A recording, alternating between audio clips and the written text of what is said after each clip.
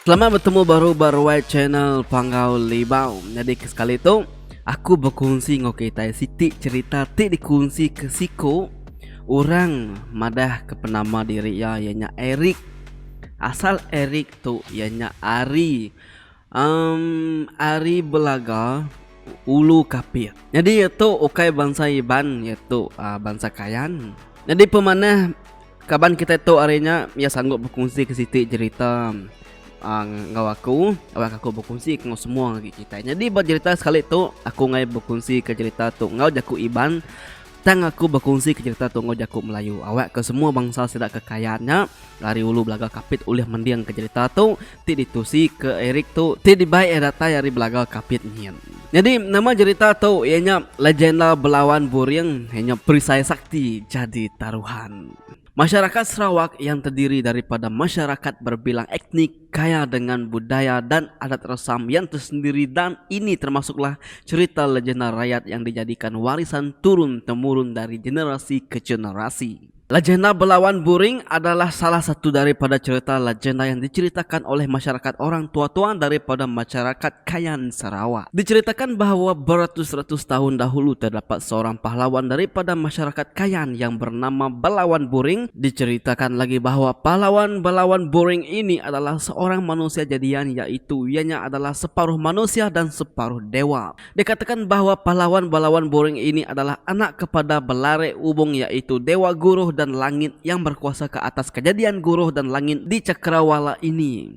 Dikatakan juga bahawa kepahlawanan Belawan Buring ini telah menyebabkan beliau masyhur sehingga beliau mampu mempunyai 11 orang istri. Diriwayatkan pada suatu masa dahulu telah terjadi pertempuran di antara Belawan Buring dengan seorang pahlawan muda bernama Lidem Aveng Kayo yang berasal dari rumah panjang Ida Aveng. Salah satu rumah panjang masyarakat Kayan terletak di cabang Sungai Keliman. Seperti pahlawan muda yang lain, sudah tentu kepahlawanan dan kekuatan Belawan Buring serta kemampuannya mempunyai 11 orang istri dicemburui oleh pahlawan muda seperti Lidem Aveng Kayo.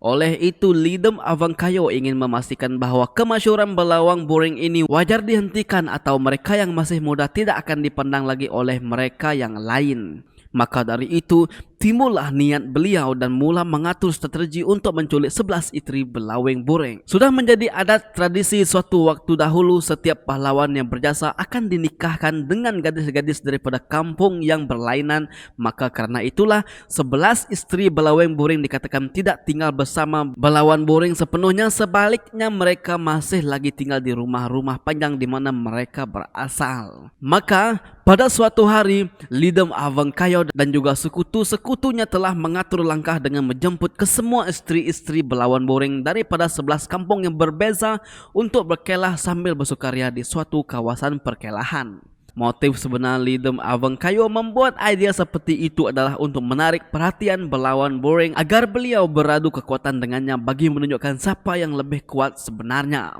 Tetapi sebelum bertandang menyemput istri-istri Belawan Buring ini, Lidem Aveng Kayo telah terlebih dahulu mempersiapkan dirinya dengan mengenakan perisai sakti yang diperbuati daripada logam sakti dan dikatakan tidak lut senjata. Setelah siap segalanya, barulah Lidem Aveng Kayo dan rombongannya menjemput istri Belawan Buring untuk pergi berkelah, dan tibalah giliran untuk 11 istri Belawan Buring dijemput. Kebetulan pada masa itu Belawan Buring ada di rumah panjang istrinya yang ke-11. Sebenarnya berdasarkan kepada kesaktian yang ada pada Belawan Buring, beliau sudah pun mengetahui niat jahat Lidem Aveng Kayo dari awal lagi. Beliau sendiri menerima rombongan tetamu Lidem Aveng Kayo dengan senang hati dan melayan mereka seperti tetamu yang lain, malah menjemput mereka untuk makan tengah hari bersama. Selepas makan tengah hari, pahlawan muda Lidem Aveng Kayo dan rombongannya diajak oleh Belawan Buring untuk bergusti payu, yaitu salah satu sukan gusti tempatan masyarakat Kayan. Diceritakan sedang asyik mereka bersukaria menikmati keseronokan gusti itu, tiba-tiba rombongan Lidem Aveng Kayo ini telah diserang oleh istri Belawan Buring yang telah siap siaga dengan pisau yang disembunyikan di dalam tape kanen, yaitu nasi yang dibalut dengan daun untuk makan tengah hari mereka. Ketika itulah Lidem Aveng Kayo telah tinggal keseorangan karena kesemua rombongannya telah mati dibunuh. Lidem Aveng Kayo yang terasa sangat tercabar terus melompat dan sekarang harus berhadapan seorang diri dengan pahlawan Belawan Bureng, namun untuk berundur bukanlah lagi bagi seorang pahlawan muda seperti beliau. Belawan Bureng yang mengetahui bahwa Lidem Aveng Kayo tidak boleh dibunuh dengan sewenang-wenangnya karena mempunyai perisai sakti, telah membuat hubungan batin dengan ayahandanya Belare Ubung untuk memohon bantuan. Dengan tidak semena-mena, maka datanglah bantuan dari langit dengan beribu-ribu logam gugur dari langit untuk menyakitkan Lidem Aveng Kayo. Tetapi ini pun tidak menjadi kenyataan karena ternyata perisai sakti Lidem Aveng Kayo masih berkuasa lagi. Kemudian sekali lagi Belare Ubung telah mengantar kabung, yaitu sepersalinan pakaian perang untuk Belawan Bureng kegunaannya.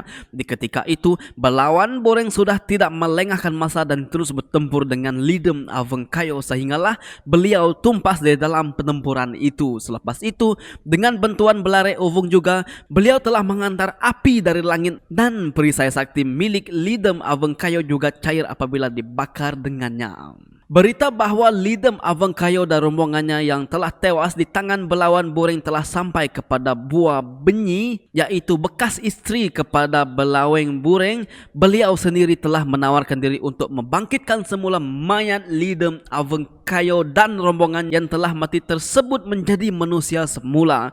Dikatakan bahwa Bua Benyi ini mempunyai kuasa untuk berbuat demikian karena sebelum beliau diceraikan oleh Belawan Bureng, beliau telah dapat mengambil beberapa peralatan untuk membangkitkan orang mati hidup semula, yaitu beliau mempunyai beduk ajaib, tua ajaib dan bekas ajaib. Sebenarnya Belawan Bureng sendiri tidak sukakan pertumpahan darah di antara masyarakat Kayan sendiri pada waktu itu, dan tujuannya beradu tenaga dengan Lidem Aveng Kayo adalah untuk memberikan pengajaran kepadanya. Ketibaan Bua Benyi untuk menghidupkan semula mereka ini sebenarnya amat disokong oleh Belawan Bureng sendiri. Dengan adanya ketiga-tiga barang sakti tersebut kepada dia semula, akhirnya Belawan Bureng pun menghunuskan senjatanya ke langit dan memohon pertolongan ayahandanya untuk menghidupkan kembali Lidem Aveng Kayo dan rombongannya. Dengan tidak semena-mena lagi, langit yang cerah menjadi kelam dan akhirnya mengeluarkan guru yang amat membingitkan telinga, dan pancaran kilat menyamar ke semuanya mayat-mayat tersebut, dan buat seketika kesemua Lidem Aveng Kayo dan rombongannya telah hidup semula dengan izin Dewata.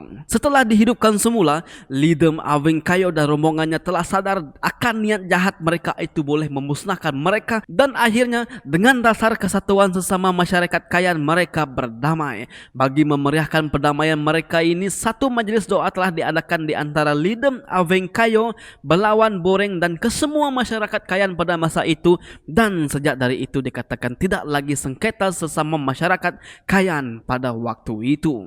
Inilah cerita legenda penuh makna di dalam legenda Belawan Bureng, cerita legenda masyarakat etnik Kayan di Sarawak yang menjadi penghiasan cerita lisan masyarakat orang tua-tua masyarakat Kayan. Mungkin cerita legenda ini adalah satu cerita benar dan ia ditokok tambah bagi menjadi penceritaannya lebih menarik. Sesungguhnya cerita rakyat Sarawak mempunyai pelbagai maksud yang tersirat di sebalik yang tersirat agar ianya menjadi pedoman kepada kita generasi Sarawak sekarang. Dan di sini saya Bujang Pagari sebagai admin channel Pangau Libau ingin menyampaikan satu mesej kepada kita semua.